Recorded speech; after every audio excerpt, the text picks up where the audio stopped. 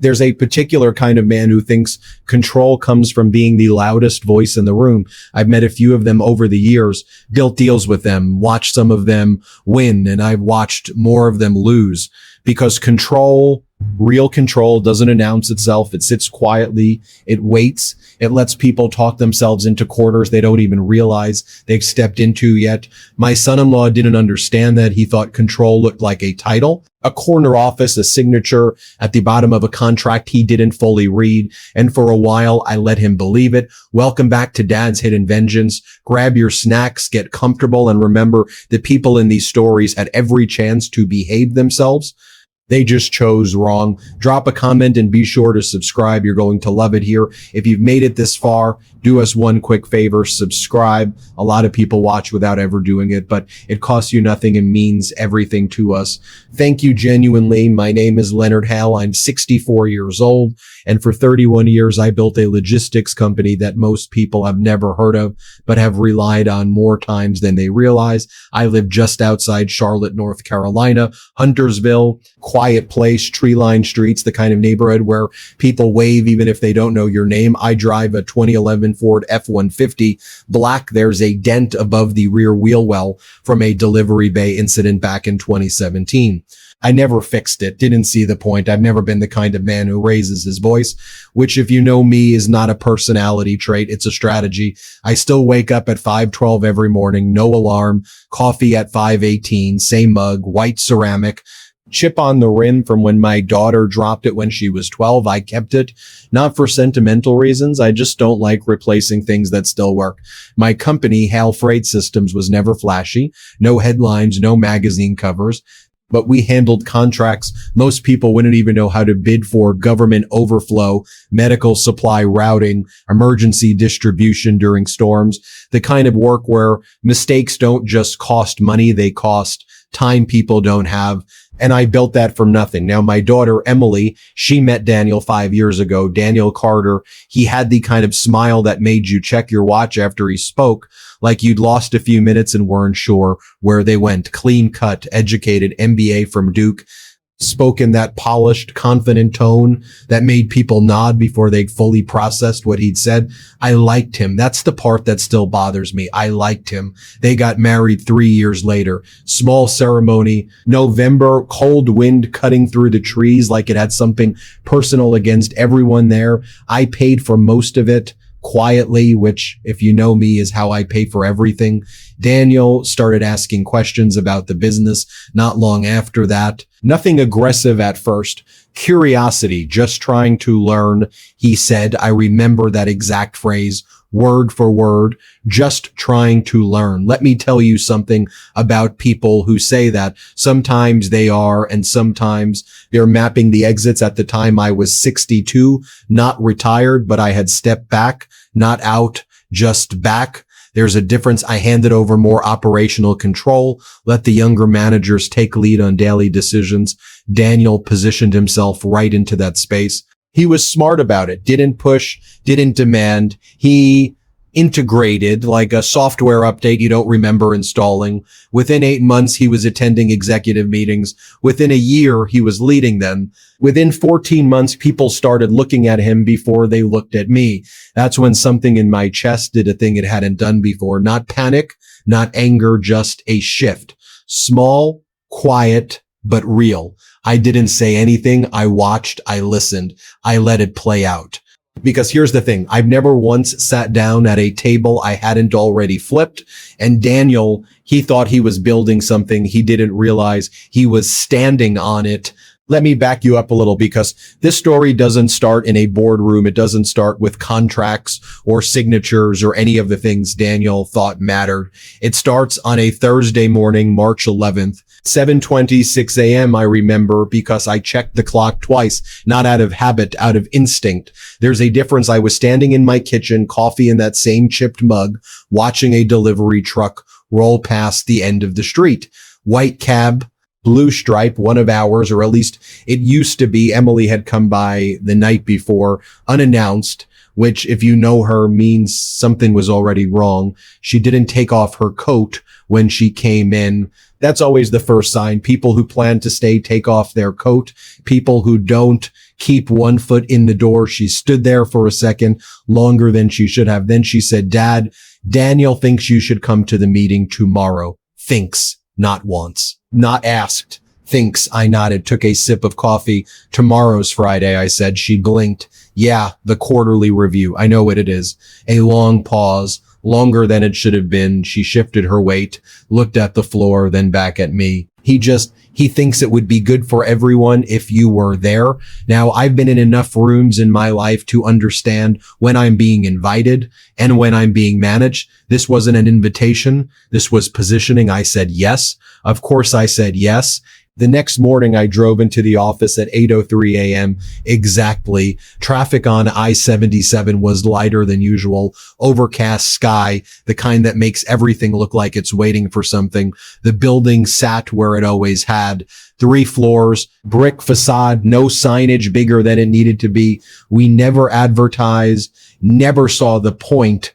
The people who needed us already knew where to find us. Inside, the lobby smelled like polished wood and something faintly chemical. Cleaning solution, maybe. The receptionist, Marta, looked up and froze for half a second.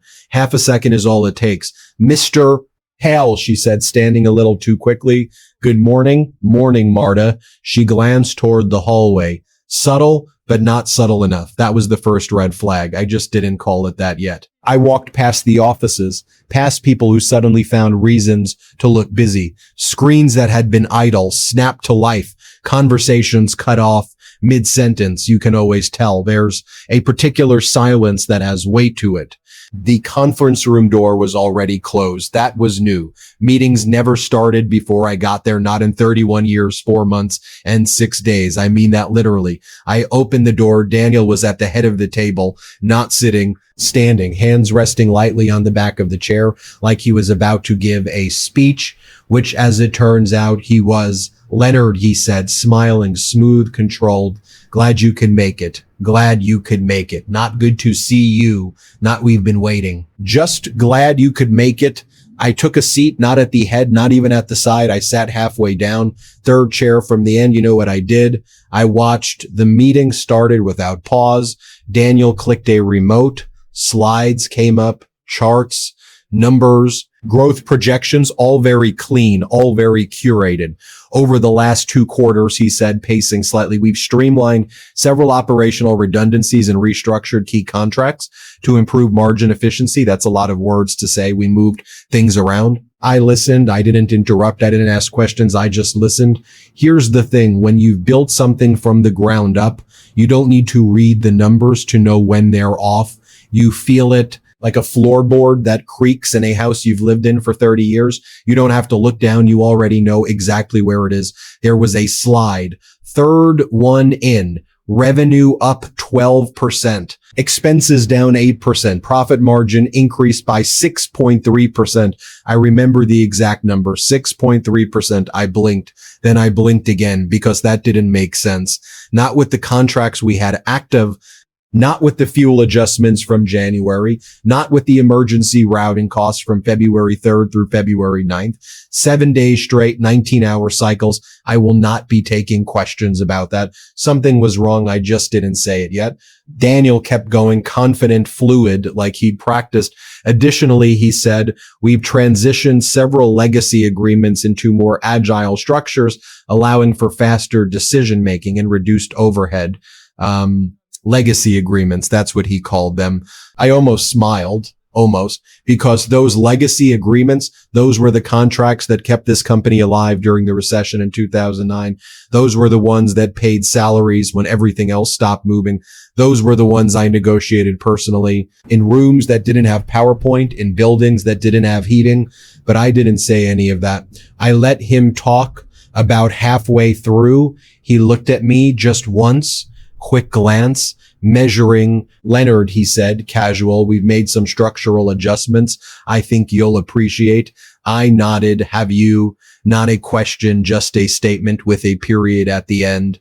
He smiled again, that same smile, the one that makes you check your watch. Yeah, he said, we've simplified things. Simplified. That's an interesting word. People use it when they've done something complicated they don't want to explain. The meeting went on for another 42 minutes. I counted. No one asked me a single question. No one looked to me for approval. At one point, Daniel answered a question about a contract I had personally signed.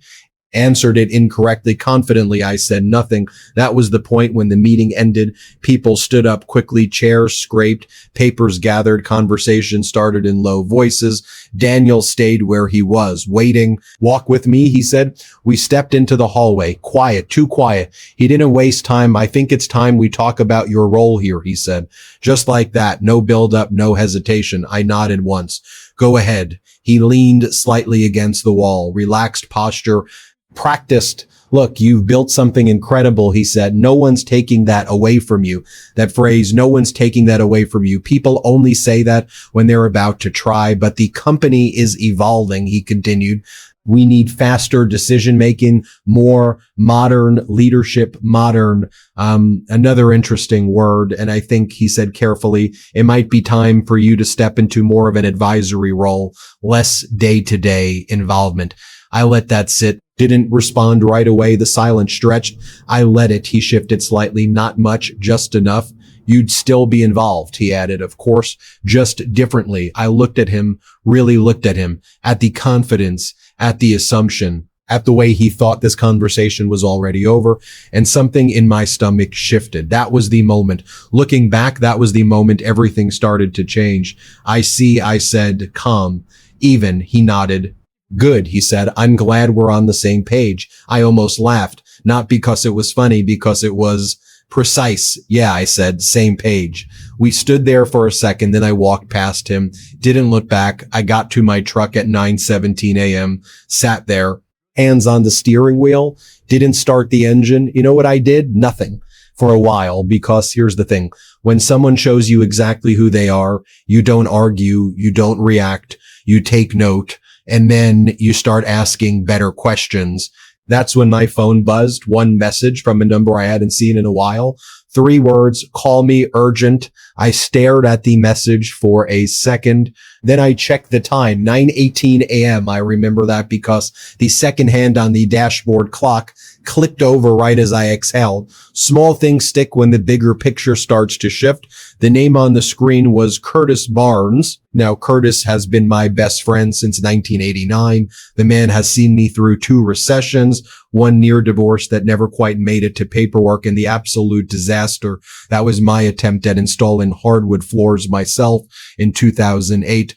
I may have even told him I knew what I was doing. I'm not proud. Curtis doesn't send urgent messages. He calls or he shows up. So if he texts that, something is already wrong. I called him back. He picked up on the first ring. Where are you? He asked. No greeting, no small talk. That's Curtis in my truck, I said. Just left the office. A pause. Not long, but heavy. You need to come see me, he said. I'll be honest with you, I replied. That's not a sentence you use lightly. I'm not, he said. I started the engine. Didn't ask more questions, didn't need to. Curtis runs a small accounting firm about 14 minutes from my office, brick building, 2nd floor, stairs that creak in a very specific way on the 3rd step. I've been hearing that same creak for 22 years. I took them 2 at a time. He was standing when I walked in, which was not normal. Curtis is a sit down kind of man. He believes in chairs, good ones. So when he's standing, pay attention. Close the door, he said. I did. There was a folder on his desk, manila, standard, nothing special. But the way he had his hand on it, that told me everything I needed to know. What is it? I asked. He didn't answer right away, just looked at me for a second. Then he said something I didn't expect. You trust Daniel? Now, that's an interesting question, because the answer should have been simple. Yes, he's my son-in-law. He's married to my daughter. He's been inside my company for over a year, but I didn't say yes. I thought I did, I said. Curtis nodded, slow, like he'd already had that conversation with himself. Okay, he said, then you're going to want to sit down. I didn't. I stayed standing, which, if you know me, means I already understood this wasn't going to be small. Show me, I said. He slid the folder across the desk. I opened it, first page. Financial summaries, nothing unusual at first glance. Second page, contract reallocations. Third page, that's when I saw it. There was a transfer, $482,000, dated February 14th. 2:11 p.m. I remember the time because it was stamped in the corner. Digital record. Clean. Too clean. Do you recognize that? Curtis asked. I didn't answer immediately. I looked closer. Then I flipped the page. Another transfer, $219,600, different account, same structure, and then another $97,300, 3 transactions, same week, same routing pattern. Those aren't operational reallocations, I said. Correct, Curtis replied. I felt something in my chest tighten. Not panic, not yet, just pressure. Where did it go? I asked. Curtis tapped a line near the bottom. Shell account, he said, registered under a holding name. I leaned in. Read it again. Carter Logistics Group. I blinked. Then I blinked again. Carter, I said. Curtis didn't say anything. Didn't need to. Because Daniel's last name, Carter. The room went quiet, not empty, just still. You know what I did? I laughed once. Short, sharp, not because it was funny, because it was so predictable. Okay, I said, walk me through it. Curtis sat down, finally, hands folded. Professional mode. Over the last 8 months, he said there have been a series of contract adjustments. Small at first, then larger him. He slid another document toward me. This is the pattern. I looked. Line after line, dates, amounts, routing codes. At first it looked random, then it didn't. Every transfer corresponded to a contract Daniel had personally overseen, every single one. Think about that for a second, Curtis said. I am, I replied. Now look at this, he continued, flipping to another page. Vendor agreements, new entities, same addresses, same contact numbers, different names. That's not restructuring, I said. No, Curtis agreed. That's siphoning. The word landed heavier than I expected. I sat down. Finally, because here's the thing. You don't stand when the ground starts shifting. You sit, you stabilize, you think. How long? I asked. Curtis didn't hesitate. First instance I can confirm, 8 months, 3 weeks, and 2 days ago. I nodded slowly, did the math in my head. That was right around the time Daniel started leading meetings. That's not a coincidence, Curtis said. No, I replied, it's not. There was a silence then, the kind that has weight to it. Does Emily know? I asked. Curtis hesitated, just slightly. I don't have proof, he said, but some of the documents were signed under joint authorization. I closed my eyes for a second, not long, just enough because that changes things. Family betrayal is one thing, but when it overlaps with business, that's where things get complicated. Okay, I said, calm, measured. What's our exposure? Curtis leaned back, exhaled. If this continues, he said, significant. A pause. Then, but that's not the real problem. I looked up. What is? He tapped the folder again.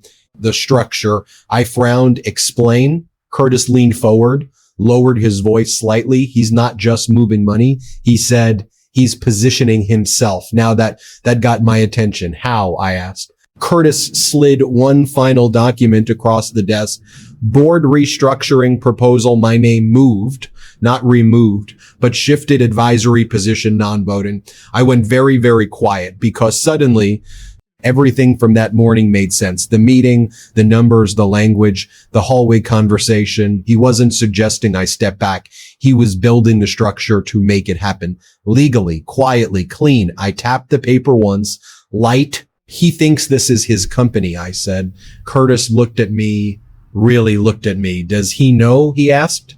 I shook my head. No, I said. And for the first time since I walked into that room, I almost smiled because here's the thing. Daniel Carter thought he was taking control of Hale Freitas Systems. What he didn't understand, what he never even thought to check, was who actually owned the ground it was built on.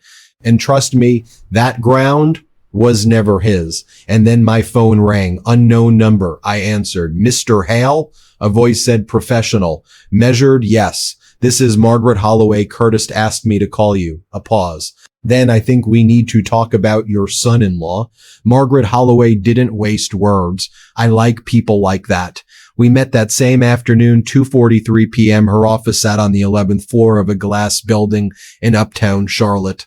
clean lines, neutral colors, the kind of place that makes you feel like decisions get made there, whether you're ready or not. She had been practicing law for 29 years, corporate litigation, financial structuring, the kind of attorney you don't call unless something has already gone wrong or you're about to make sure it goes right. She didn't offer coffee. That told me everything I needed to know. Curtis sent me the documents, she said, sliding a legal pad in front of her. I've reviewed the initial transfers. I nodded once. And? I asked. She tilted her head slightly. He's not being subtle. I almost smiled. That's consistent, I said. She flipped a page. Let's walk through what we know. And we did for the next 1 hour, 17 minutes, I counted. Layer by layer, the picture came together. At first, it was just instinct. The meeting, the numbers, the language. You know what it felt like? Like walking into your own house and noticing the furniture had been moved half an inch. Most people wouldn't see it, but if you built the room, you feel it immediately. Margaret circled 3 transactions, February 14th, February 18th, February 20th. Look at the routing, she said. I did. Then I leaned back. He staggered them, I said. Exactly, she replied, just enough to avoid immediate flags, but not enough to avoid pattern recognition. Think about that for a second. That's not desperation. That's planning. Tell me about his role over the last year. She said, I did. Meetings, decisions, authority creeping in quietly. He didn't take power, she said. He absorbed it. That's an important distinction. Every Tuesday and Thursday, I said, almost to myself, he stayed late. Margaret looked up consistently like clockwork. She wrote that down. People who run schemes, she said, love routine. It gives them cover. That's when Curtis spoke up. He had come with me, sat off to the side, quiet until now. I had a client last week, Curtis said, works in vendor compliance. Margaret nodded. Go on. He mentioned a new logistics group popping up in multiple contracts, same pricing structure, slightly under market, fast approvals. I already knew the name before he said it. Carter Logistics Group. The silence sat there like a fifth guest. Margaret didn't react. That's how you know she's good. Shell, she said, front-facing entity. Clean enough to pass initial review, connected enough to siphon. We laid everything out, documents, timelines, authority shifts, and suddenly it all made sense. The late nights, the simplification, the advisory role conversation. He wasn't just moving money. He was rerouting the future. Margaret leaned back, folded her hands. He's building leverage, she said. How far along? I asked. She didn't hesitate, far enough to believe he's already won. I nodded slowly. Because that tracks. Confidence like his doesn't come from guessing. It comes from thinking you've covered everything. The problem? He hadn't. Not even close. Margaret outlined the next steps. Clear, precise, legal. We don't confront yet, she said. We document. I like that. For the next 3 days, we moved carefully. Day 1, account review. Curtis pulled full transaction histories, every transfer, every routing code, every timestamp. $482,000, $219,600, $97,300, and more. Smaller amounts hidden in operational noise. Total $1,138,742.19. I remember the exact number. I didn't react. I wrote it down. Day 2, contract analysis. Margaret's team reviewed vendor agreements. Pattern confirmed, duplicate entities, mirrored pricing, accelerated approval chains. He's not stealing randomly, she said. He's optimizing extraction. That's a sentence you don't forget. Day 3, structural review. This was the part that mattered. The board proposal, the advisory shift, the voting structure. Margaret looked at me, really looked this time. He's preparing to remove you, she said. I know, I replied. A pause. Then she said, does he know about the holding structure? I shook my head.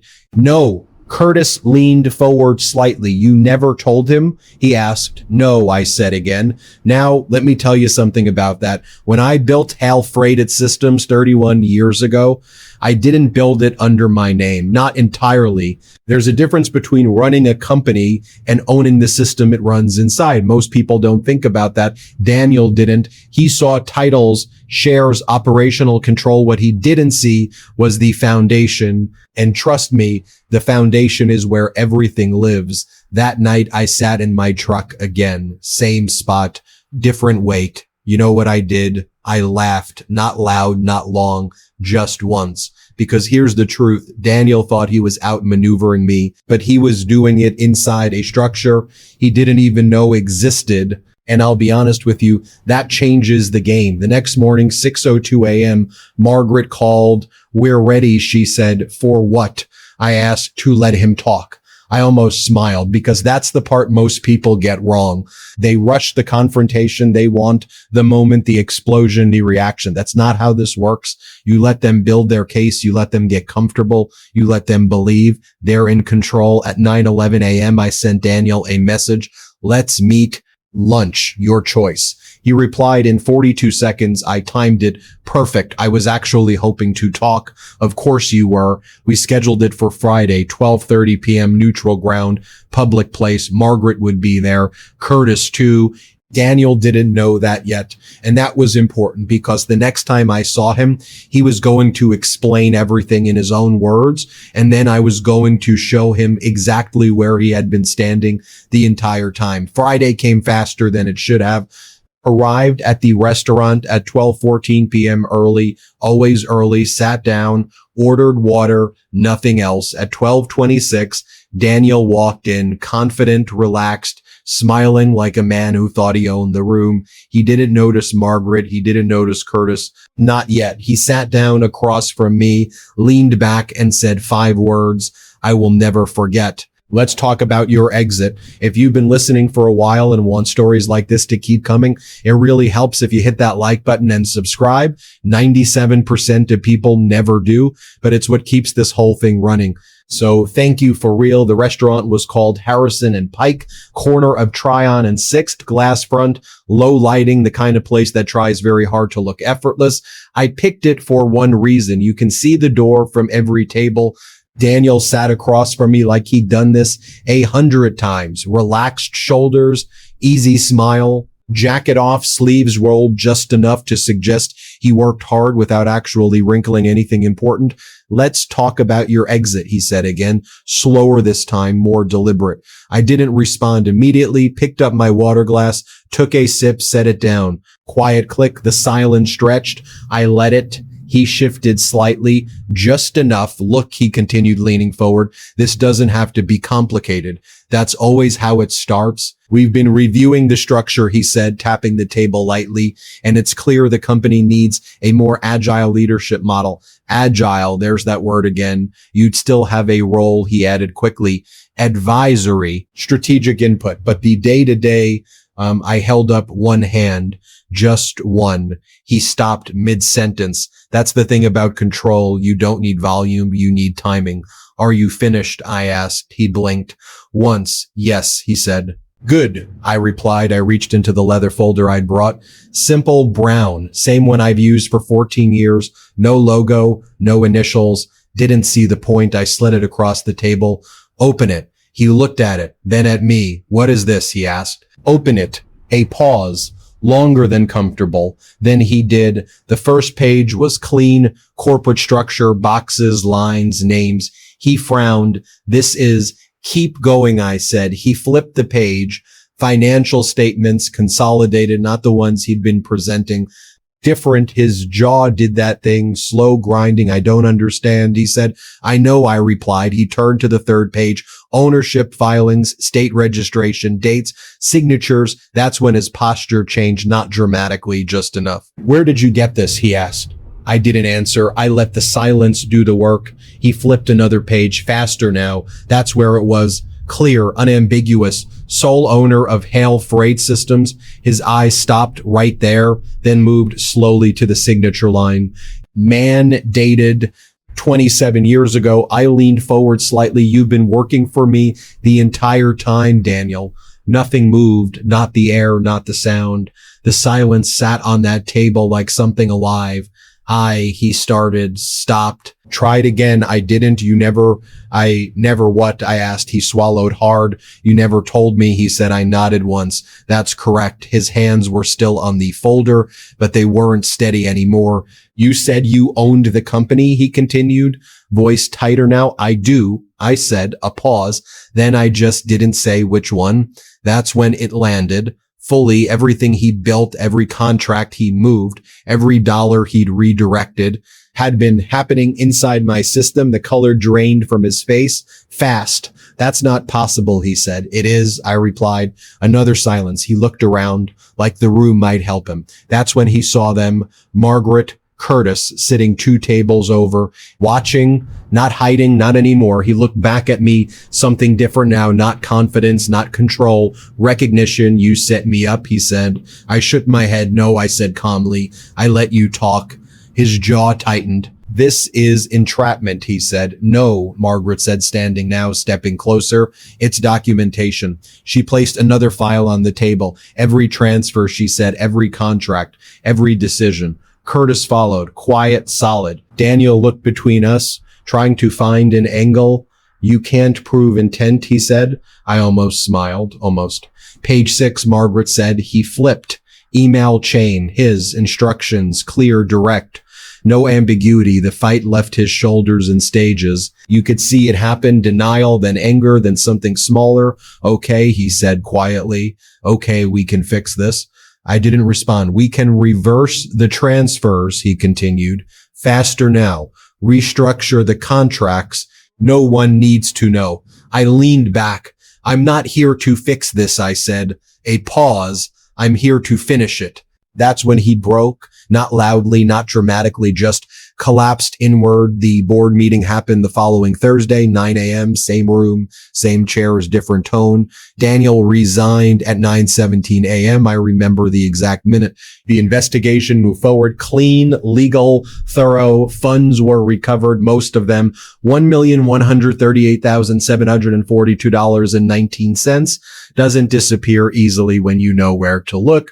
The rest handled through settlement, no shouting, no scenes, just consequences. Emily, that part wasn't clean. We don't talk much now. Civil occasionally. I don't know how much she knew. Some days I think she knew everything. Some days I think she knew just enough to stay quiet. I don't ask because some questions don't give you answers. They just give you weight. I could have destroyed him completely. I had everything I needed, criminal charges, public exposure, career-ending damage, but I didn't. Not because he deserved mercy, because I don't build things just to burn them down. I'm not here to ruin you. I told him that day, I'm here to make sure you don't get to do this again. He didn't respond. He just nodded once, and that was enough. The company stayed intact, structure unchanged, foundation where it always was. I resumed control, not loudly, not dramatically, just correctly. Curtis still calls every Tuesday. Margaret sends emails that are exactly as long as they need to be, no more,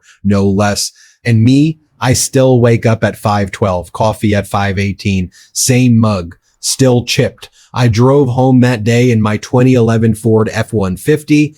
The dent above the rear wheel caught the light just right as I turned onto my street. Funny the things you notice when something ends. I sat in the driveway for a minute, hands on the wheel, engine off, thought about Daniel, about the man he thought he was, about the one he turned into, thought about Emily standing in my kitchen, coat still on. There's a particular kind of silence that comes after everything settles. Not empty, just honest.